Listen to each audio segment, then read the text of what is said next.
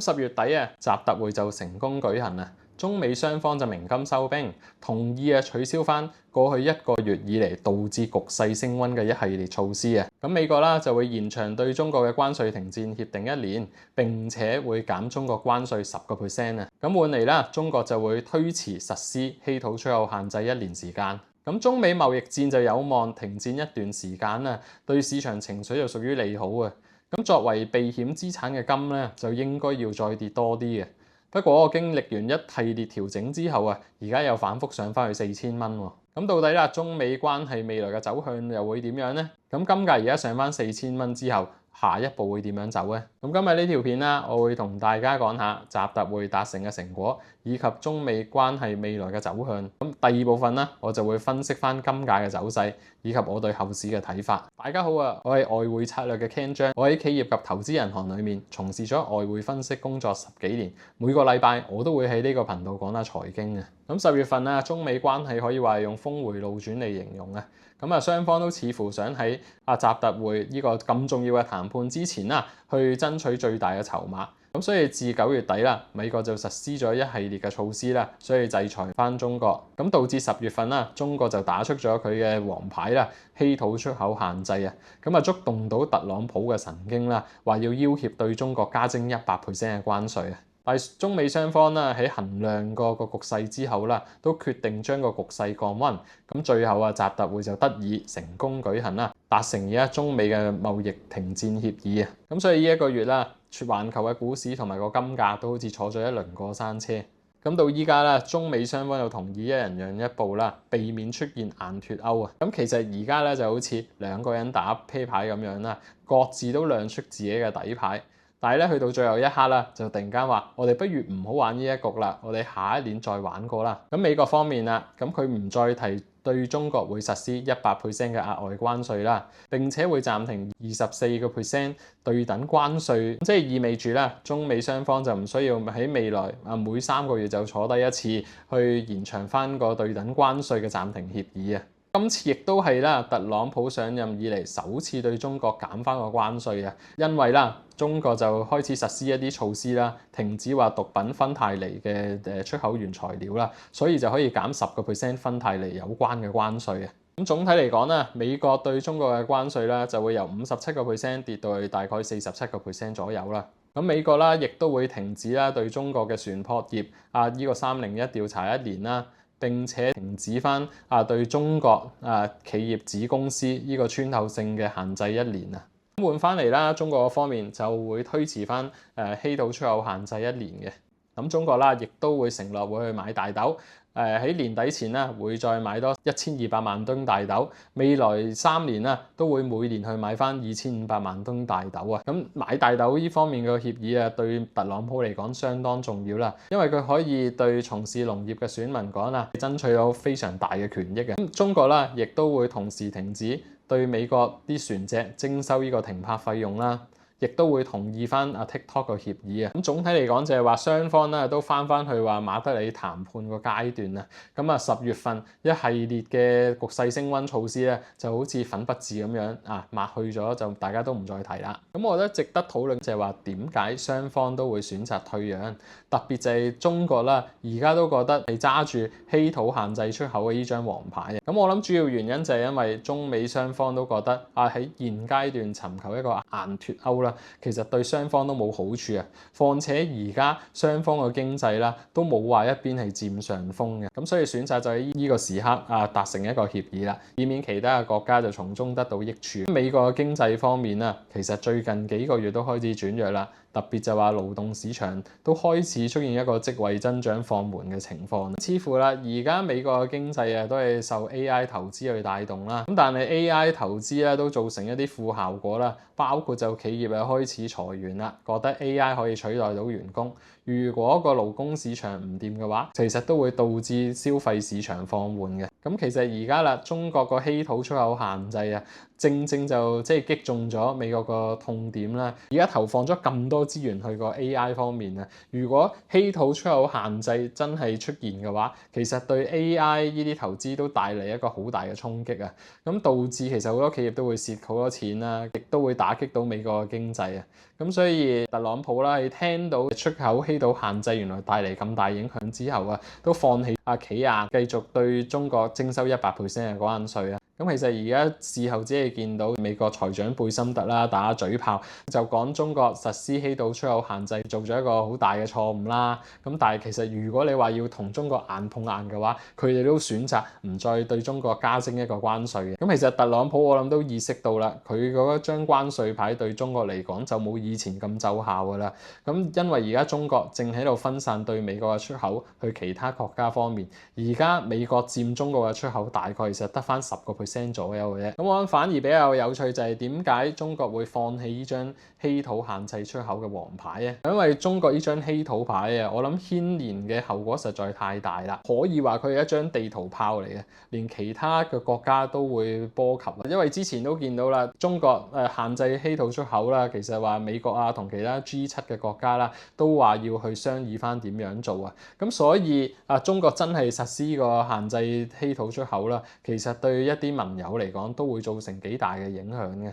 咁因為咧呢個稀土出口啦都涉及一啲長臂管轄啦，咁導致就算非美國國家啦嘅一啲企業其實都會受到呢個出口限制影響嘅。稀土啦其實對環球嘅 AI 產業都相當之重要啦。如果一旦呢個供應鏈中斷咗嘅話，對環球嘅科技產業將會造成非常大嘅影響。咁所以今次咧中國實施呢個稀土出口限制啊，其實個震撼程度我諗可以媲美特朗普4月份推出呢個對等關稅啊。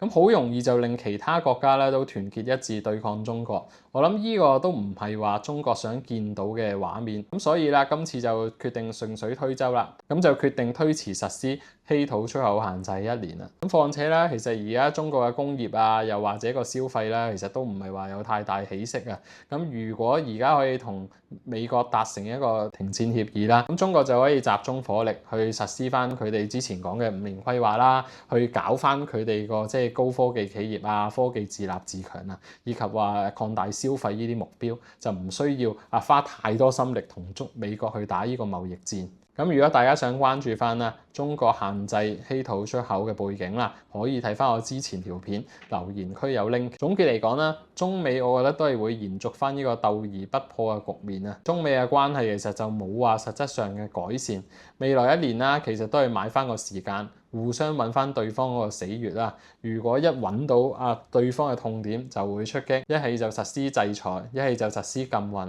咁我覺得關稅啦，其實未來扮演嘅角色可能會越嚟越細嘅添。咁第二部分我想講一個金價走勢，以及我對後市嘅一啲睇法。咁而家習特會就開完啦，中美就延長個貿易停火協議啊。照計對個風險情緒又應該有支持啦。但係個金價咧就反覆上翻去4000蚊左右喎。咁我諗其實整體嚟講咧，成個習特會個協議咧對個避險情緒嚟講就比較中性嘅，冇話實施一個好大嘅打擊。因為見到中美達成個協議咧，其實都係同市場預期差唔多啦。咁雙方咧亦都冇話即係發表一個即係共同聲明啦，亦都冇話即係簽咗一個協議，白紙黑字會點樣做嘅。咁所以我覺得咧，佢代表個象徵性意義咧，係比5年前中美雙方簽訂咗首階段協議嚟得弱嘅。況且啦，事前個市場情緒其實已經相當之熾熱啦。咁我哋見到 S&P 指數其實都去過歷史新高啦，上證指數咧亦都穿過4000點嘅。咁所以依家真係落實咗個協議，風險情緒其實就冇乜話非常之熾熱咯。咁同埋頭先有提到啦，中美局勢其實冇話有一個實質上嘅降溫。